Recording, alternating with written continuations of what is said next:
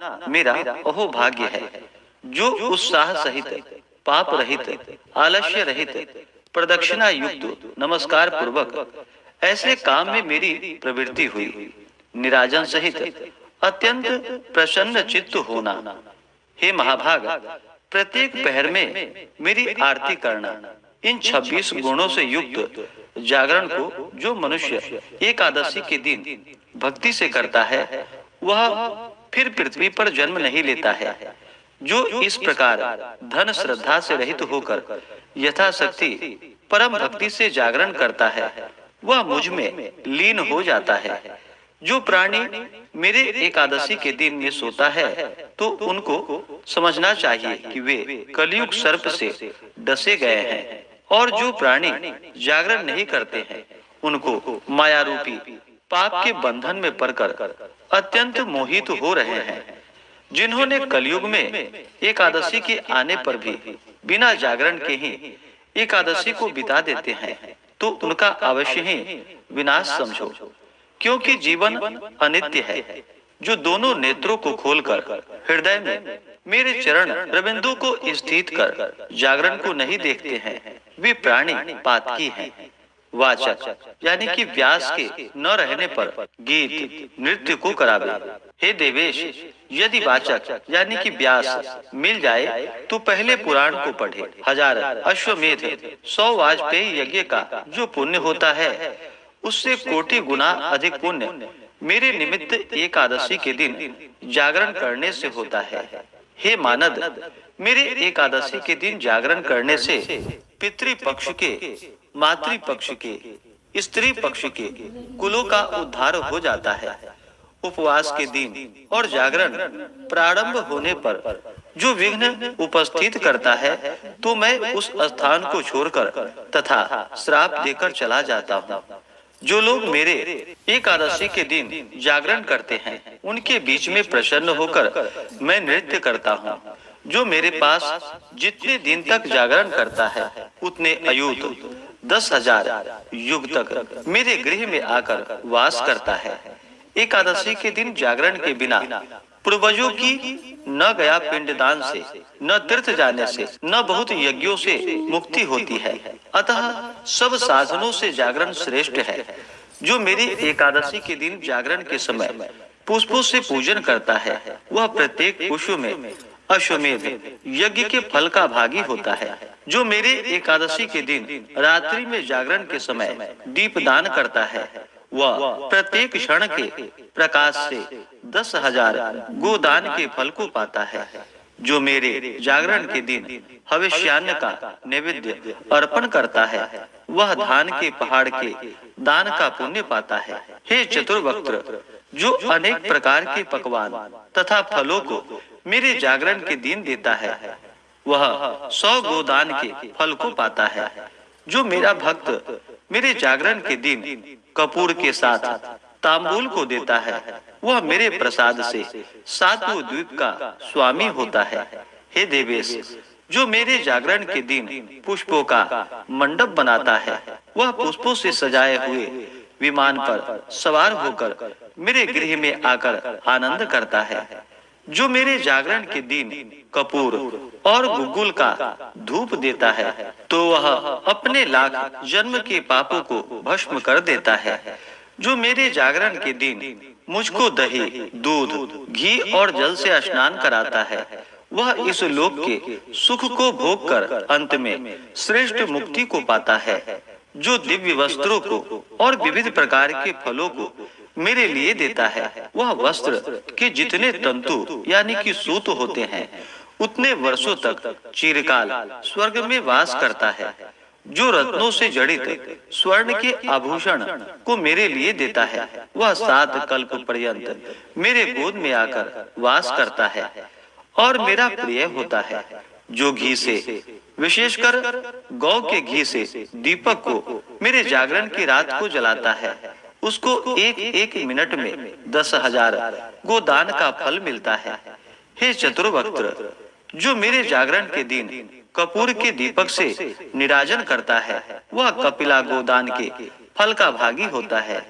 जो पुनः दीपदान, गीत, नृत्य और पूजन करता है, वह सैकड़ों यज्ञ, व्रत और दान के समान पुण्य को पाता है। जो स्वयं मेरे सामने जागरण के दिन निर्लज होकर यानी कि लज्जा छोड़कर गीत गाता है और नृत्य करता है, वह आधा मिनट में कोटि यज्ञ के फल को पाता है।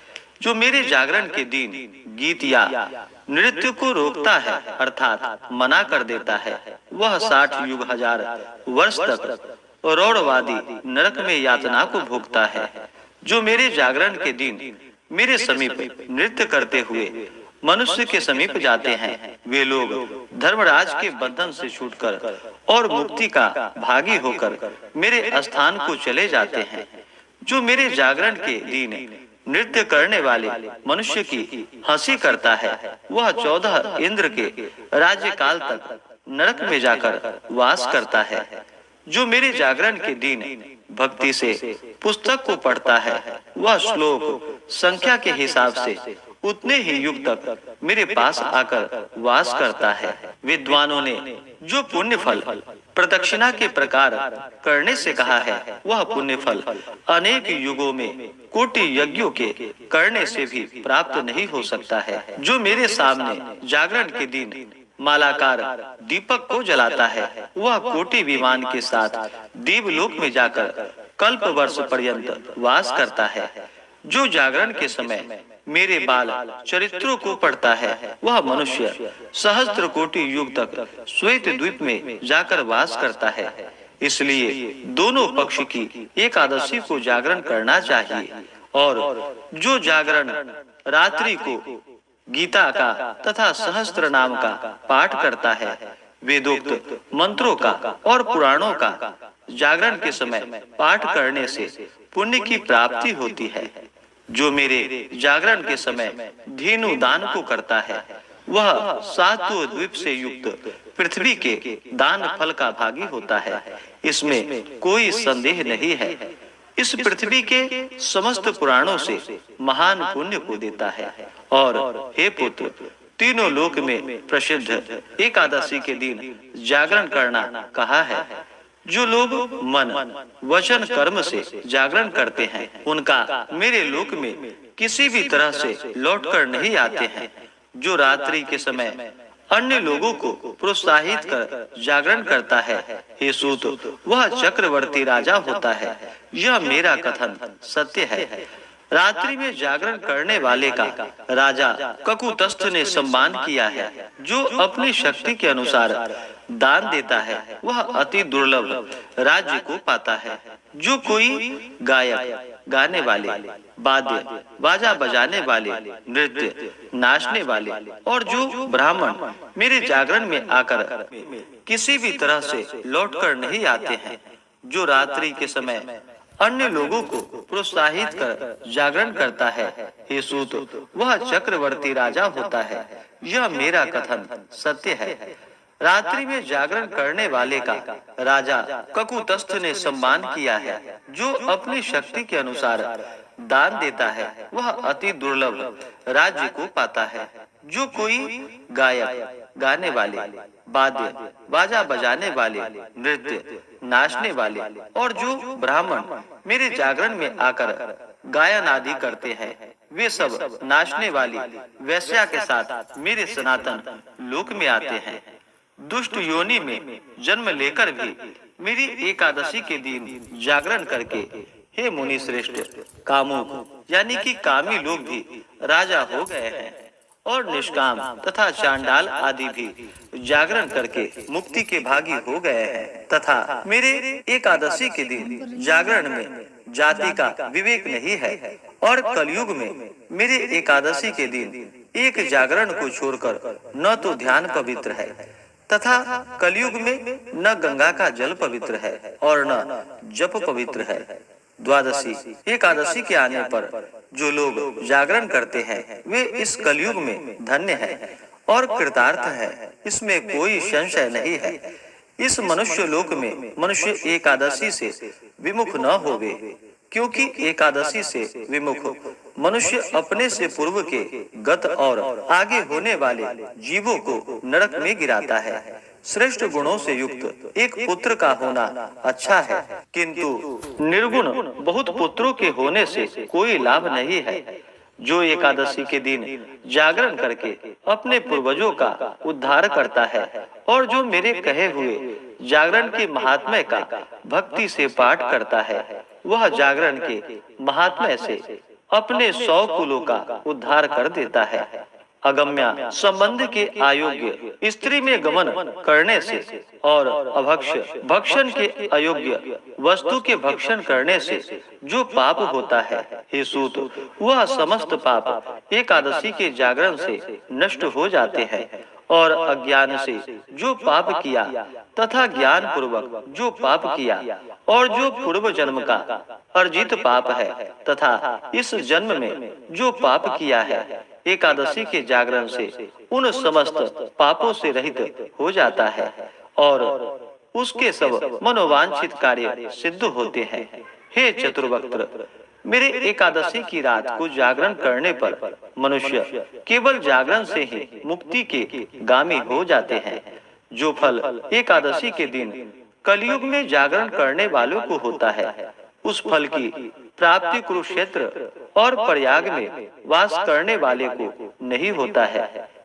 समस्त पापों से रहित हो जाता है और उसके सब मनोवांछित कार्य सिद्ध होते हैं।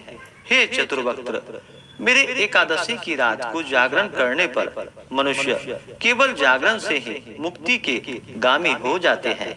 जो फल एकादशी के दिन कलयुग में जागरण करने वालों को होता है, उस फल की प्राप्ति कुरुक्षेत्र और प्रयाग में वास करने वाले को नहीं होता है।